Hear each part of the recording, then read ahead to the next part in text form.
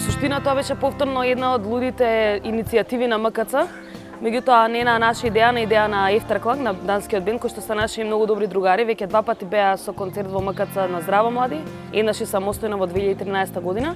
На многу непосредна седенка бендов открива тетоважа на нивен другар со Македониумот и ги праша околу тетоважата кое е значењето на споменикот и зошто баш таква тетоважа специфична на тело на дански уметник. И дечко почна да открива приказната за Македонијата, односно прво за градбата и после за значењето на споменикот, односно тоа дека како наш еден од најважните споменици, значи независност и борба за самостојност. Бендот некако тоа го врзува и со уметничка некаква смисла борба за уметничка независност, меѓутоа и за меѓунационално разбирање, да речам.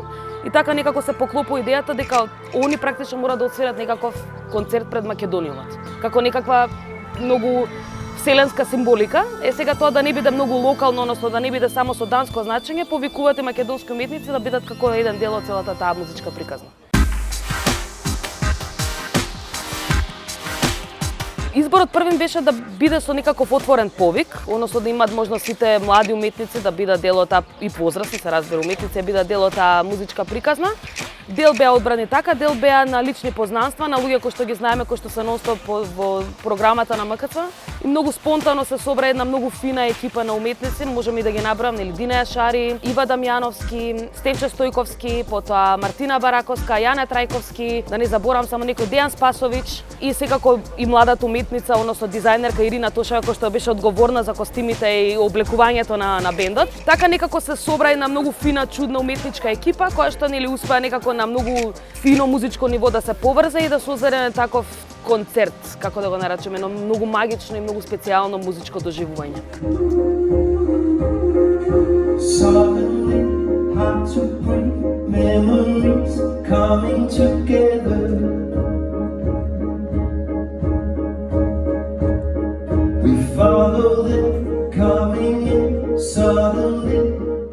Па многу интересно дека филмот можеби се уште чекаме официјални бројки, меѓутоа мислам дека е најгледаниот филм на овој фестивал. Инаку Копенхаген Докс е еден од најпрестижните фестивали за документаристика во Европа. Имаше проекции низ 18 градови низ Данска и луѓето што веќе го имаа погледнато филмот на програмата, истите тие луѓе дојдоа на премиерата да го погледнат повторно. Критиките од медиумите во Данска се фантастични, кај нас помалку бидејќи во отсуство на музичка, филмска и секаква критика. Меѓутоа по реакциите на публиката, по тоа како сите плача и какви овации имаше и дека и Орос изигра во салата, се изгледаше на едно фантастично доживување, да.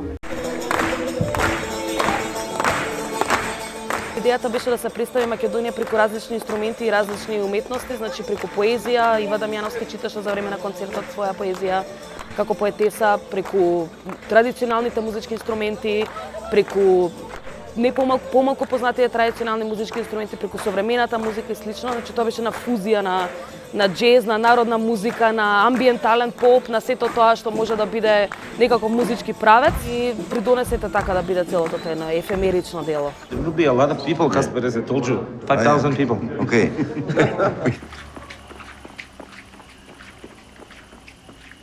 Ние многу тајно уште го чуваме филмот и не го даваме по линкови никаде да се види, бидејќи ја чекаме премиерата на 23-тото издание на фестивалот на Европски филм Синедис, кој што ќе се организира од страна на МКЦ, и премиерата ќе биде токму на 11 јули.